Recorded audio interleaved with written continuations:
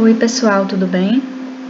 O tema da aula de hoje da gente vai ser terapia grupal para mulheres vítimas de agressão e seus parceiros agressores.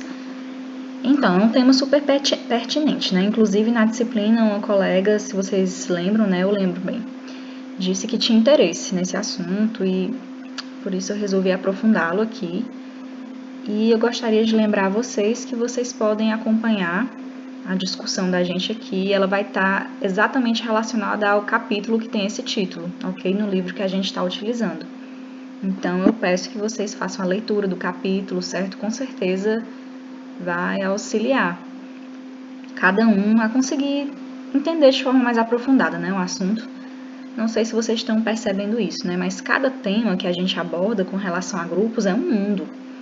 Então, por exemplo, nesse assunto de terapia grupal para mulheres vítimas de agressão, tem um mundo de pesquisas, tem pessoas que trabalham exclusivamente com isso, que realmente se dedicam a essa causa, a ficar estudando cada vez mais. E é um tema super vasto. Se a gente for também ir para o outro lado, né, para grupos para parceiros agressores, outro mundo de possibilidades de estudo, de abordagem, de técnicas a serem utilizadas, é muita coisa, né? Então, por isso, de certa forma fica até superficial, né, nossa aula, porque eu realmente mostro para vocês um apanhado geral do que pode ser feito, né, com relação a essas áreas, mas é importante que vocês aprofundem, principalmente se for algo do interesse de vocês. Se vocês se depararem com algum tema que vocês percebem, poxa, isso é muito interessante, eu gostaria de trabalhar com isso, eu tenho interesse nesse assunto. Se esse for o caso, eu realmente recomendo que vocês façam leituras, né? Que não fiquem só aqui na aula não, porque realmente acaba sendo um pouco superficial, né? Mas vamos lá. Também, antes da gente dar continuidade, se vocês tiverem qualquer dúvida, qualquer colocação sobre o assunto, podem deixar nos comentários, que assim que der eu respondo, ok? Então vamos lá. É um assunto importantíssimo, gente, até porque a gente ouve agora falar muito de pandemia, né? Enfim, todos os noticiários ficam saindo todo dia notícias ligadas ao vírus e tal, mas tem outra pandemia talvez mais silenciosa acontecendo, que disparou praticamente um número de denúncias de mulheres sofrendo agressão em casa. E a gente consegue imaginar os motivos, né? Realmente, se a mulher ou os filhos vivem com algum parceiro violento, que tem um histórico de violência, agora que ele está confinado, a violência ela tende a aumentar.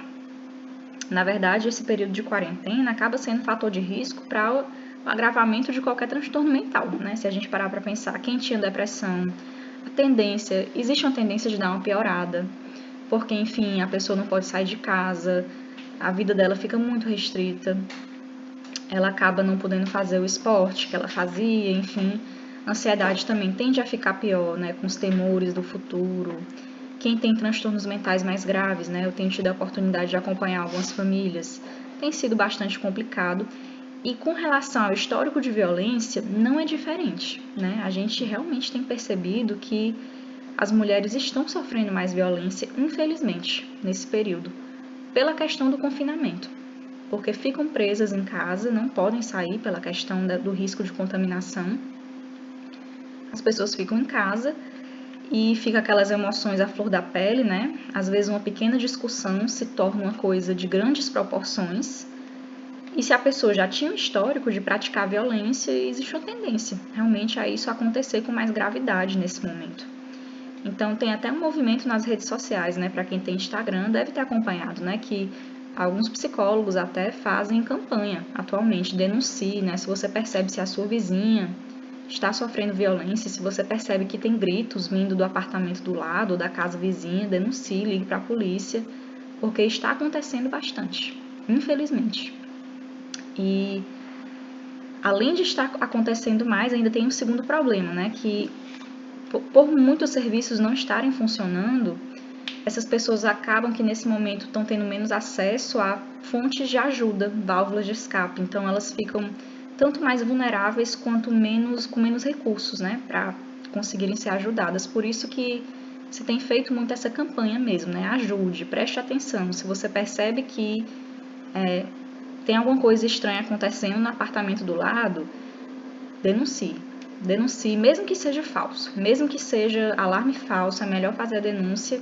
Inclusive, eu vi uma campanha muito interessante que dizia: em briga de marido e mulher, sim, eu meto a colher.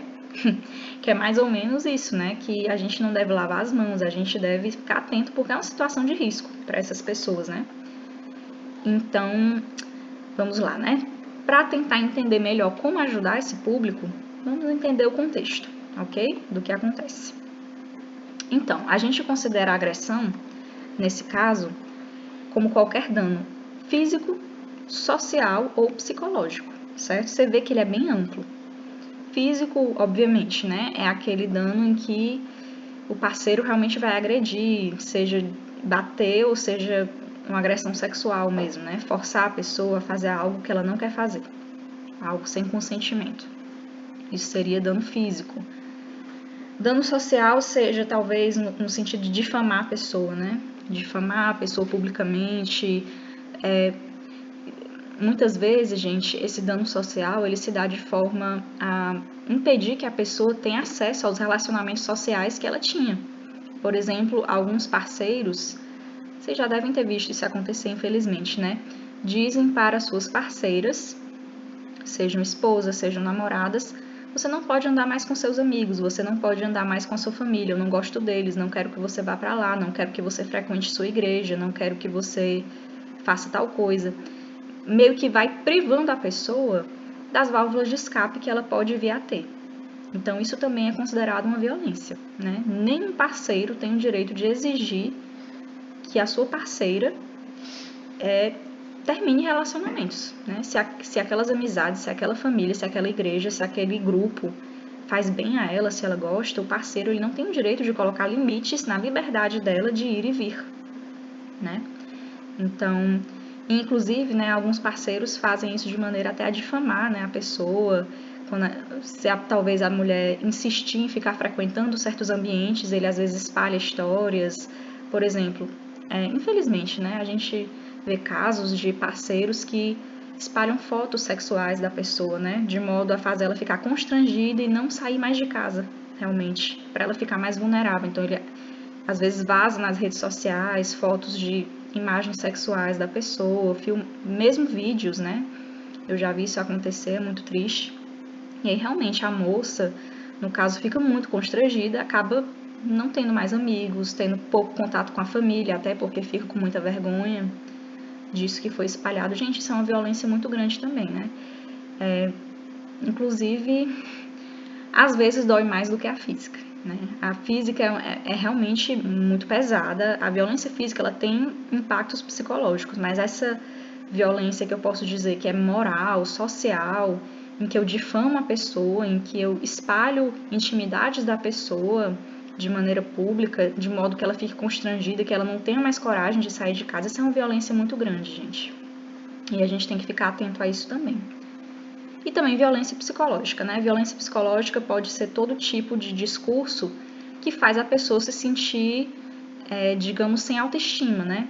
Muitas vezes são relações em que o parceiro retira toda a autoestima da parceira, né? Dizendo coisas negativas a ela, dizendo que ela não presta para nada, que ela não serve para nada, que ela é um inútil, que ela nunca vai conseguir nada na vida. Então, isso também é um tipo de violência, isso também pode ser grave, pode não ser grave, né? Tem algumas pessoas que argumentam, besteira, tá só falando, é só não dar atenção. Tem um limite, né, gente? Tem coisas que podem parecer besteira e podem até ser, né? A gente tem que ver caso a caso, mas existe sim um nível de violência psicológica, moral, em que é possível você denegrir completamente a pessoa através das suas palavras, fazendo com que a pessoa se sinta, assim, péssima, realmente, e ela não tenha mais coragem de fazer as coisas, de procurar um trabalho, de sair de casa, porque ela se sente mal consigo mesma, né?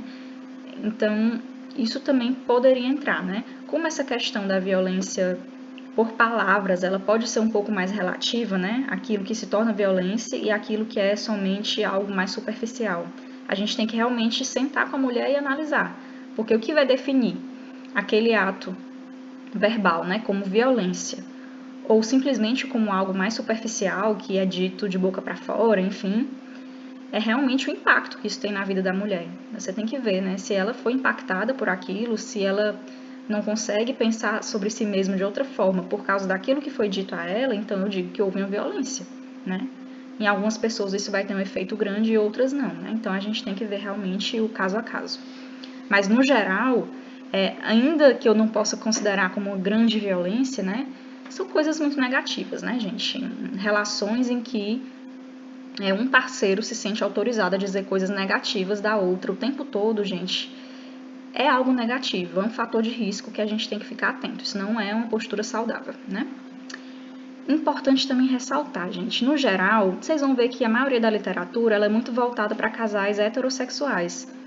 E geralmente são os homens que agredem as mulheres. Eu ouvi falar só na minha vida de um estudo em que acontecia o contrário, em que os homens de certa forma estavam sendo vítimas de agressão das mulheres, principalmente psicológica.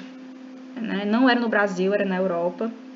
Mas assim, vamos deixar claro, né? Isso é muito raro. No Brasil não é o mais comum. Mas é importante ressaltar que isso também acontece em casais homoafetivos, tá, gente? Às vezes, geralmente em casais, geralmente não, né? Não tem como afirmar isso. Tanto pode acontecer em casais de 2 homens como de 2 mulheres.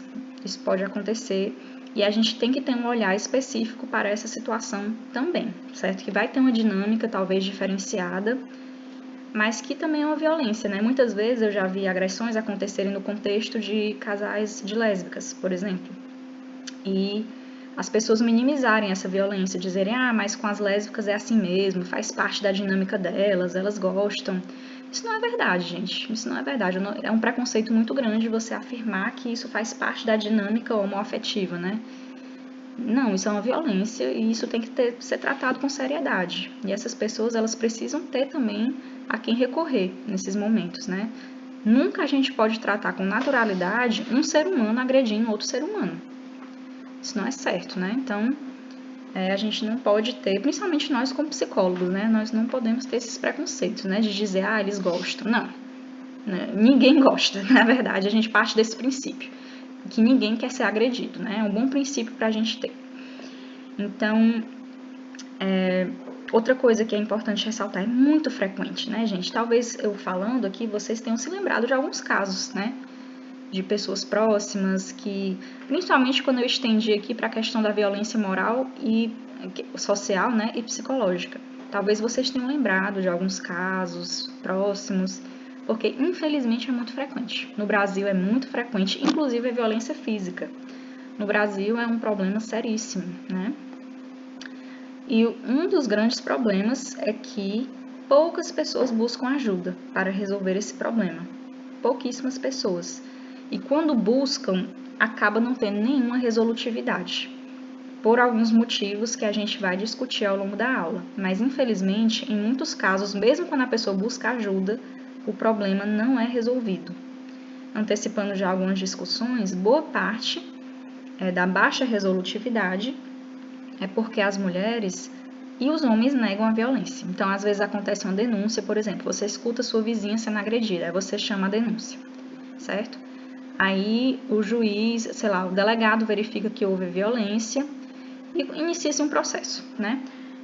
Acontece demais, gente, de no dia do processo a mulher ir lá e negar tudo. Ela dizer que é besteira, que não aconteceu nada, e o marido também ir lá e dizer que também não aconteceu, que isso foi só um momento, que foi um mal entendido e tal.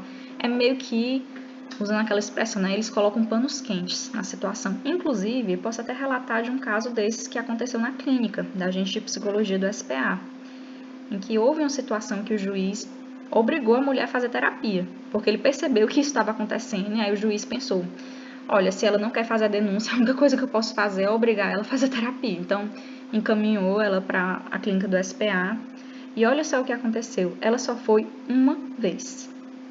Ela foi uma vez, ela contou que o relacionamento dela era maravilhoso, que não tinha nada a ver, e era assim, muito difícil até ela sustentar a argumentação, né? Porque claramente ela estava sendo agredida, ela tinha marcas e tal, mas ela pintou assim um arco-íris no relacionamento dela, e não foi mais, e disse: eu não preciso de terapia, eu não quero participar.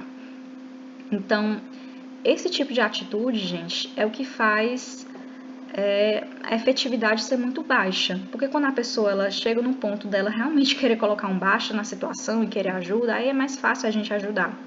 Mas a nossa grande dificuldade é como ajudar as pessoas que estão, de certa forma, aceitando, né, a violência, e os parceiros que estão negando também, né? A gente vai discutir um pouco ao longo da aula como lidar com essas questões, porque isso aí vai ser essencial para a gente conseguir ver uma diferença na vida dessas mulheres.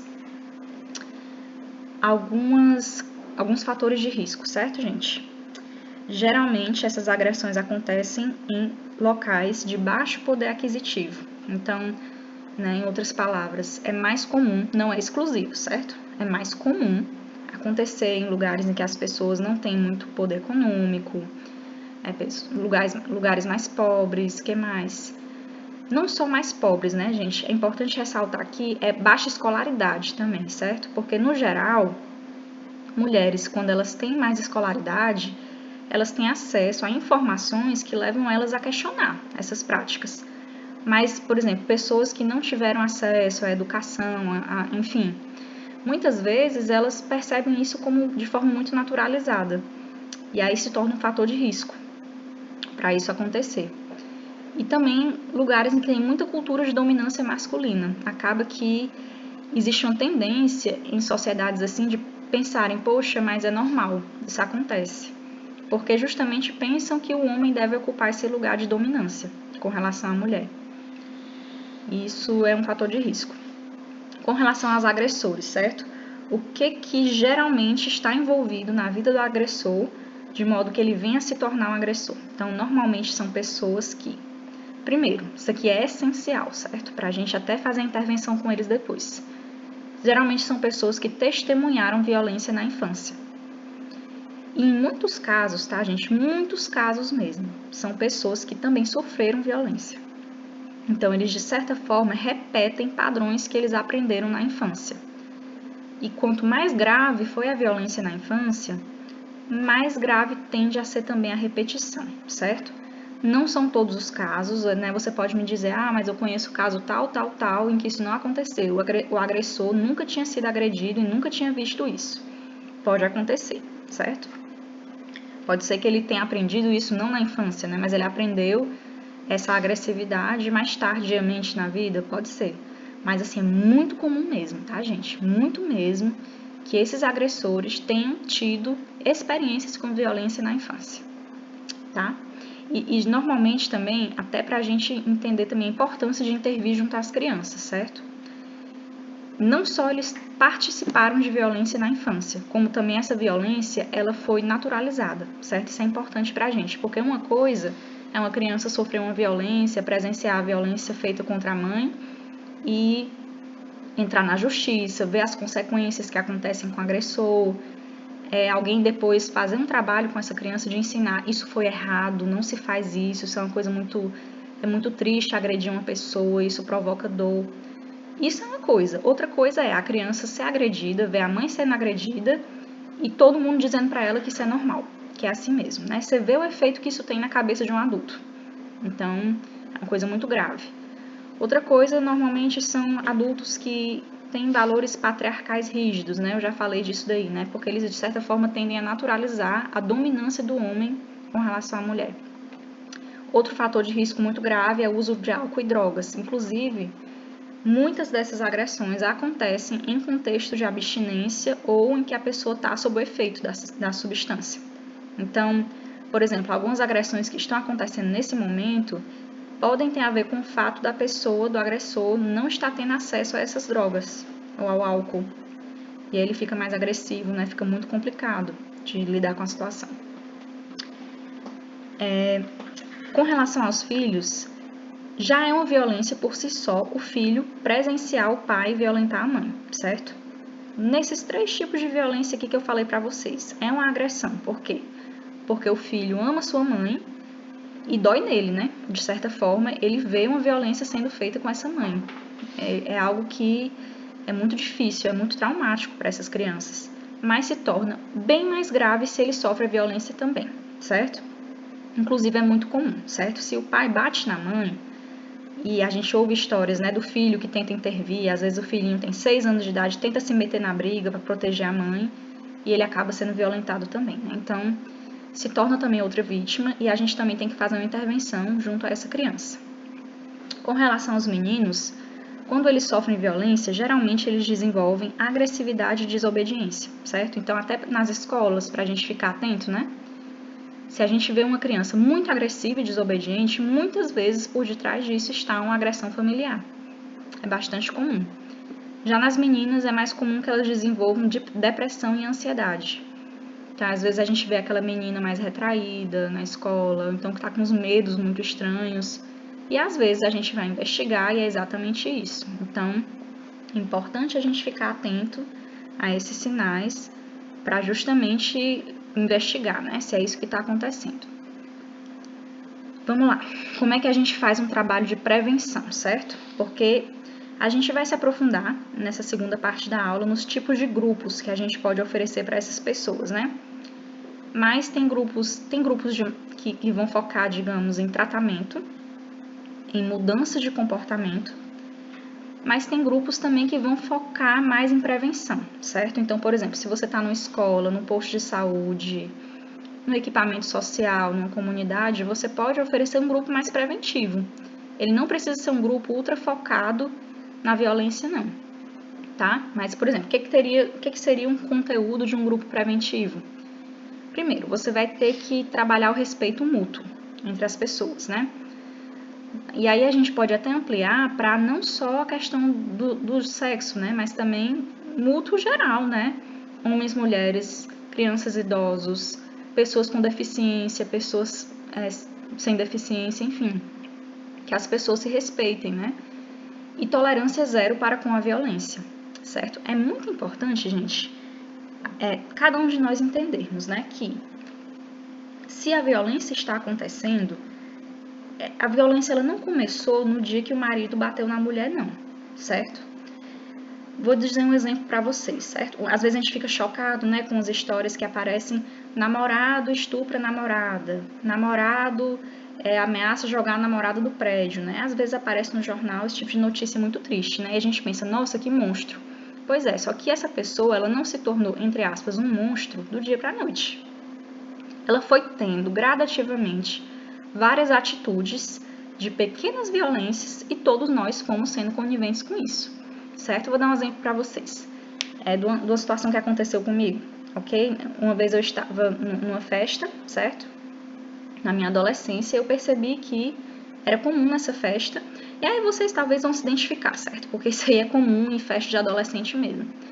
Os meninos, para ficarem com as meninas, eles ficavam puxando elas pelos cabelos. Ficavam puxando, como se estivesse pescando a menina. E ela às vezes ficava, e depois ficava super orgulhosa, né? Ficava rindo com as amigas, olha, eu fiquei com esse menino, ele me puxou pelos cabelos. E assim, tudo num tom de muita brincadeira, sabe? E quando eu fiquei um pouco chocada, né? Mas assim, quando a gente questionava isso, se dizia, que besteira, isso é só uma brincadeira, a gente gosta sim. E assim evoluem, né? As coisas, gente, infelizmente, esse tipo de comportamento, ele tende a evoluir, né? Se a gente acha isso engraçado, que o homem tem o direito de se relacionar com a mulher dessa forma, tão dominante, tão agressiva, isso pode vir sim a evoluir dentro de um relacionamento, né? Em que o homem pode se sentir autorizado mesmo a fazer algumas coisas. Por quê? Porque outras coisas menores estão sendo autorizadas, estão sendo vistas como normais. De certa forma, outras coisas também, né? No contexto dos relacionamentos. Muitas mulheres sentem que não são respeitadas nos relacionamentos do ponto de vista da fidelidade, do ponto de vista de você honrar, entre aspas, o contrato, né, que você tem com aquela pessoa, né? E elas naturalizam, né? Mas ele é homem, ele tem os desejos dele, né? Ele não consegue. Gente, se a gente está tolerando isso, a gente vai acabar tolerando coisas maiores, né? Começam nas pequenas concessões. Quando você naturaliza o fato de um homem não respeitar a mulher, ou quando você naturaliza, vou ampliar minha discussão, o fato de um ser humano não respeitar outro ser humano, você dá margem para outras coisas maiores acontecerem, né? Então, muitas vezes, nesse grupo preventivo, por que eu estou dando esses exemplos? Né? Para você entender o conteúdo que você vai abordar num grupo preventivo. Você vai justamente trazer esse tipo de situação para o grupo e pedir que as pessoas se questionem sobre por que isso está errado, se isso está certo, né? Que eles discutam entre si. E quais são as consequências desses atos a longo prazo. A gente tem já, no contexto da prevenção, algumas mudanças, né? Atualmente tem a Lei Maria da Penha no Brasil, a gente tem a Delegacia da Mulher. São grandes fontes de apoio, mas, de certa forma, isso não nos desobriga desse trabalho preventivo, que ele é muito importante para a gente justamente cortar o mal pela raiz, né? Digamos. E, enfim, com relação aos grupos, a gente tem grupos específicos para vítimas, vou consertar aqui, para os agressores, as vítimas, no caso, as mulheres, né, normalmente. Tem grupos só para agressores e tem grupos para os filhos, certo? E geralmente, quando é o grupo dos filhos, a gente tem que dividir por faixa etária. Os menorzinhos em um grupo, os adolescentes em outro grupo, justamente para ter melhor identificação entre os membros, ok? Vamos avançar aqui para os grupos para mulheres, né? Que é o assunto talvez principal da nossa aula. Então, o grupo para mulheres, ele é importantíssimo, né? Eu acho que ficou claro ao longo da aula a importância. Mas ele vai ter dois objetivos principais, certo? Primeiro, eu vou tentar minimizar o impacto do abuso na vida da mulher. De que forma? Depende do abuso, certo, gente? Então, se o abuso for físico, eu preciso talvez começar dando algum tipo de válvula de escape para essa mulher. Realmente oferecendo para ela serviços que ela pode buscar quando ela sofrer esse abuso, para ela não ficar tão machucada, ou então minimizar o efeito psicológico disso na vida dela, que ela não se sinta desmerecida enquanto pessoa porque isso aconteceu com ela, certo? Isso seria minimizar o impacto do abuso na vida dela. Retirar o impacto? Vou conseguir? Provavelmente não, certo? Mas minimizar. Esse é o nosso objetivo, é como se fosse uma redução de danos. Em segundo lugar, eu vou querer fortalecer essa mulher de modo que, eventualmente, ela consiga colocar um limite na situação, né? Eu falei naquele exemplo anterior que uma das coisas mais difíceis para as mulheres é ela perceber a situação de abuso, em primeiro lugar, que está acontecendo, em segundo lugar, ela mesma conseguir limitar a situação. Ela mesma não permitir mais que a situação aconteça. Não colocar mais panos quentes, não ficar justificando, enfim. E para isso acontecer, para que ela chegue no ponto de colocar o limite, ela precisa se fortalecer enquanto mulher. Então, a gente vai trabalhar isso, né? Já adiantando, né? Como é que ela poderia se fortalecer? Tem um projeto na UFC que trabalha ensinando costura para algumas mulheres, justamente para que elas possam, por exemplo, ter uma profissão, em uma fonte de renda meio que independente do homem, para que ela não venha ficar desesperada caso a separação venha a ocorrer. Então, pode ser isso, por exemplo. Os estudos indicam que pode ser, que o interessante é que ela faça tanto terapia grupal quanto individual, certo? A grupal, ela vai ter muito um formato, gente, de um grupo de apoio, para ela ir se identificando com outras mulheres, sentindo empatia por elas. Isso vai ajudar ela a sentir empatia por si mesma. Mas também é importante, ao mesmo tempo, acontecer a terapia individual, porque vão ter efeitos fortes, né, traumáticos, a agressão sofrida, e, de certa forma, a terapia individual vai dar mais espaço para ela conseguir abordar melhor essas questões, né? Então, o ideal é ela fazer os dois. Dentro dos encontros, eu vou tanto tentar afirmar essa mulher, né? Como eu falei aqui, fortalecê-la, fazer com que ela consiga ser mais assertiva, com que ela consiga se colocar de maneira mais segura. E eu vou também tentar desculpabilizar essa mulher, certo? Porque é muito comum a noção entre elas de que, por exemplo, aquela mulher que se sente culpada pela traição do marido, né? Que é uma coisa quase que absurda. Quem traiu foi a outra pessoa, não foi você, né? Então, assim, é muito comum por essas mulheres estarem com autoestima muito baixa, muito assim, fragilizadas na vida, elas se culpam. É muito comum, Elas acham que estão tendo o que merecem, às vezes. E a gente tem que trabalhar para que elas entendam que não, elas não merecem isso. Porque nenhum ser humano merece isso. E não é culpa dela o que está acontecendo. É uma violência, é uma coisa triste. E o interessante é que isso não aconteça mais, né? A gente questiona crenças nesse grupo, né? Como eu coloquei já aqui. É muito comum elas trazerem que merecem isso, que não são amáveis, que são pessoas indignas, né? Então a gente vai utilizar o grupo para questionar essas mulheres, certo? Então quando a gente questiona tem que ter toda aquela delicadeza, né? Que eu não vou simplesmente dizer que ela tá errada, porque se você disser, você tá errada, você é uma mulher muito poderosa e você pode tudo, ela vai ficar, nunca mais veio para esse grupo. Essas pessoas não me entendem. Essas pessoas não entendem como eu me sinto. Então, questionar é muito delicado, né? A gente acolhe e vai fazendo um questionamento meio que gradativo. A gente não vai desautorizar o discurso da pessoa. Identificar essas tentativas de negação da violência é essencial, né? A gente identificar as tentativas dela de justamente tentar colocar panos quentes, né? E o interessante do trabalho grupal é porque ela mesma vai perceber isso na outra mulher. Quando ela vê uma mulher que claramente está violentada, tentando negar a situação, ela mesma vai perceber, poxa, eu também faço isso. Poxa, eu também fico triste por essa minha amiga que está sofrendo violência, eu não acho que ela merece isso, mas ela também não percebe, ela está cega. Então, às vezes o grupo ele traz essa riqueza da pessoa conseguir enxergar no outro aquilo que ela mesma faz.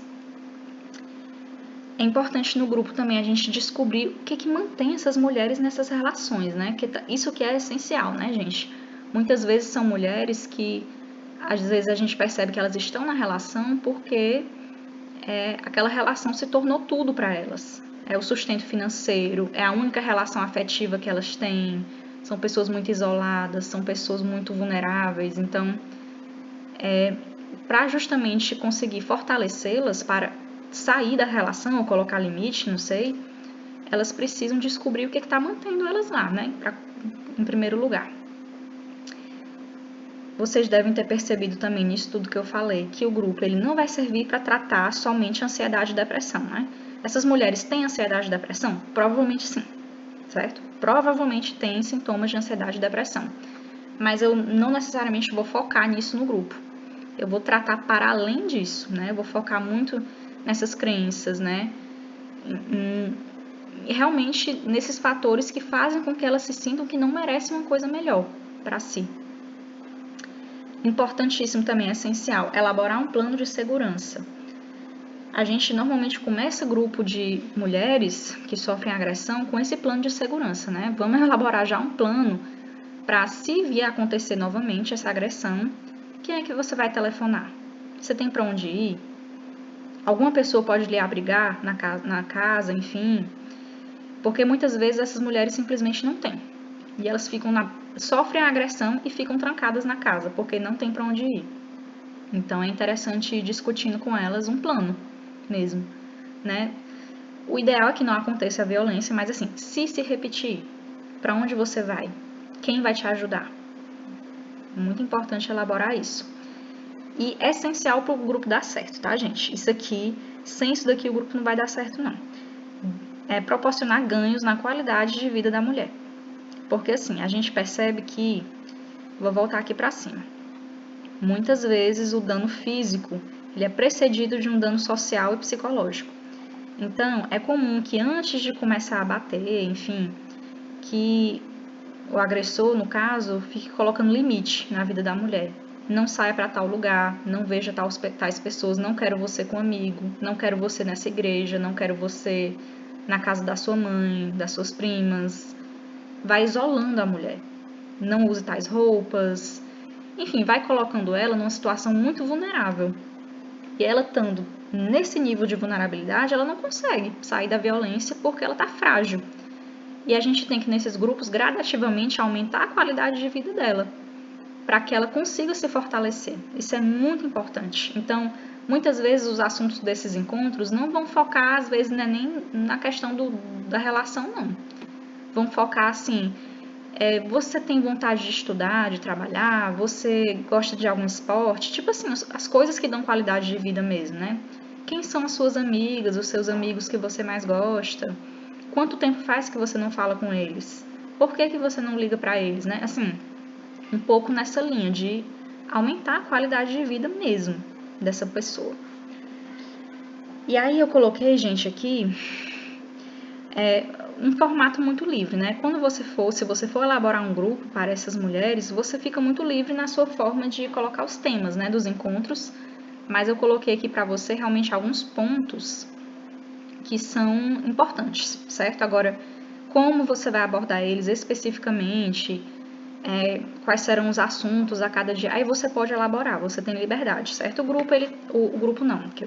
livro, ele traz algumas sugestões, você pode se inspirar nas sugestões do livro, ou você pode elaborar você mesmo o seu próprio roteiro de grupo, não tem problema, certo?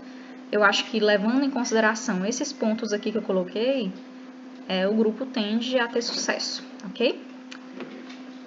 Por fim, né, para a gente terminar a aula, é importante abordar também a questão do grupo dos agressores, né, que é um assunto que no Brasil é super deixado de lado. Eu até entendo, né, assim, a gente tem que realmente focar na questão das mulheres, das vítimas, mas por que é importante ter um grupo para agressores, né? Tem gente que até deve estar estranhando, né? O agressor tem que ir para a cadeia, né?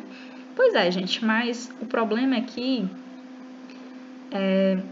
muitas vezes esse agressor, ele volta a agredir, ele vai preso, aí quando ele sai, volta, né, a cometer o crime. Então, o ideal é a gente fazer realmente oferecer alguma coisa para essas pessoas, não dizendo que elas estão certas, né, obviamente que não, mas um espaço para que eles possam mudar, né, dar a eles a possibilidade de mudar e de não fazer mais isso, e de entender por que não pode fazer mais isso, né, a questão da punição, de prender, é importante ter, né, claro que tem que ter, mas que também a gente tenha também um espaço para que eles mudem, né? Se eles quiserem colaborar, né? Claro, com essa mudança. Coloquei aqui essa setinha dizendo quem participa, né? Esse aqui foi um estudo que foi feito, tá? Agressores que participam de grupos para agressores, né? Para mudança do comportamento de agressão, 2/3 tende a não agredir mais. Realmente, 1/3 volta, né? Não adianta nada, aí enfim, é complicado. Mas 2/3 não fazem mais isso.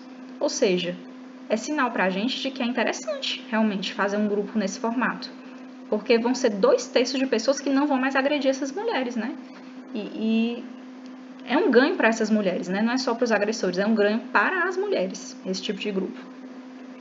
Então, quais são os conteúdos, né? O livro não traz tanta coisa, porque realmente no Brasil não é comum. A gente tem mais relatos na Europa, nos Estados Unidos, desse tipo de grupo. Realmente é mais comum ser feito lá. No Brasil não tem praticamente.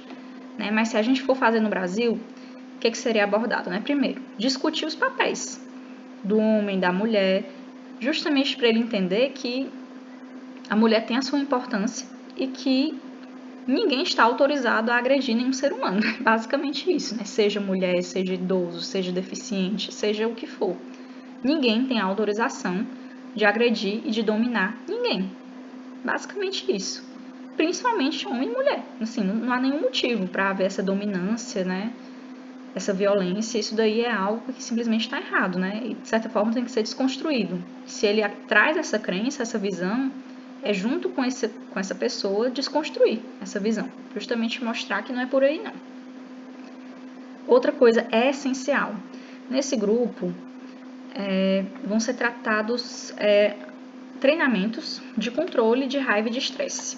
Por quê? Porque, basicamente, no momento em que a agressão acontece, geralmente é um momento em que esse agressor explode de raiva. E ele diz, por que você agrediu? Porque eu estava muito estressado, foi uma semana horrível, a mulher veio, fez isso, isso e isso, e eu explodi, eu não aguentei. Então, é importante que ele aprenda a controlar esse estresse, a controlar essa raiva, justamente para prevenir a agressão de acontecer, né? Claro que você estar estressado não justifica você agredir ninguém, não é isso que eu estou dizendo, mas é mais no sentido de prevenir, né? Já que é normalmente no momento da raiva que a agressão acontece, então vamos prevenir a raiva, né?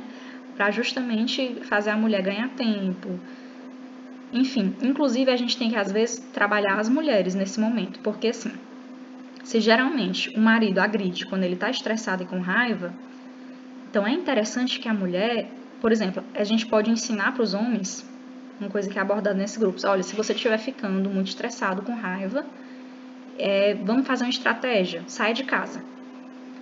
E aí tiveram alguns relatos de homens que saíram de casa e a mulher não gostou. A mulher ficou, como assim, você tá fugindo da briga? Você tá fugindo da discussão? Não fuja não, né? E é interessante até ensinar para as mulheres, olha, ele tá tentando aprender a lidar com a raiva dele, para ele não fazer mais isso com você. Não é questão de estar sendo covarde, de estar fugindo da briga, é realmente uma redução de danos, né? E trabalhar também a expressão saudável de sentimentos, né? Para que ele não tenha que partir ao ato de agredir uma pessoa, mas que ele consiga expressar o que ele sente. Se ele está com raiva da mulher, se ele não tolera as coisas que ela faz, que ele explique os sentimentos dele, né? Olha, eu não tolero isso que você faz, eu acho que você não me respeita, eu não fui criado assim, enfim, que seja, né? Sempre é melhor falar do que agredir. E muitas vezes são pessoas de baixíssima habilidade social, não conseguem se expressar, né? E o grupo vai servir para isso. Finalmente, né, para o grupo dar certo, eu não vou incluir nesse grupo outros transtornos mentais, tá, gente? Se o agressor, ao mesmo tempo que agressor, tem esquizofrenia, tem transtorno bipolar, eu não vou incluir, certo? Isso daqui é um grupo exclusivo para agressores que não tem outras comorbidades, ok? E o grande desafio desse grupo é justamente a negação do problema, né? Basicamente, a gente tem que superar o fato de que muitas vezes esse problema é negado, esse problema é colocado como é briga de marido e mulher, briguinha, picuinha, besteira, você tá exagerando, isso aí é discurso feminista, né? É mimimi. Então, isso aí é realmente o grande problema. Então, é importante a gente, com calma, né? Primeiro, para poder ministrar um tipo de grupo como esse, facilitar, tem que ser uma pessoa que tem paciência, né? Se você é uma pessoa que percebe que você não tem muita paciência com esses agressores, é melhor você não fazer parte desse tipo de grupo, não. Porque você vai só perder sua paciência e se irritar e vai ser pior. Tem que ser uma pessoa que esteja lá não para julgar, certo? É um lugar de não julgamento, mas de crescimento, né? Que essas pessoas, que esses homens ou mulheres, né? No caso de também podem participar desse grupo mulheres homossexuais que agridem outras mulheres, né? Também podem participar. Né? Tem que ser um facilitador que entenda que eles estão ali fazendo uma tentativa de mudança mesmo, né? E que algumas coisas têm que ser questionadas, alguns questionamentos vão ser muito difíceis de serem feitos, não vão ser bem acolhidos, e para isso é preciso ter paciência, né? E dar uma insistida, né? Em algumas questões. Então é isso, né, gente? Vocês devem ter percebido que é muito vasto realmente esse assunto, algumas coisas não acabaram não sendo vistas, né? Mas eu recomendo que vocês busquem mais, né, leituras, né? Quem tiver interesse, eu posso até recomendar filme, livro, né, envolvendo esse assunto. Tem muita coisa, tem muito material bacana, tá ok? Então é isso, até mais.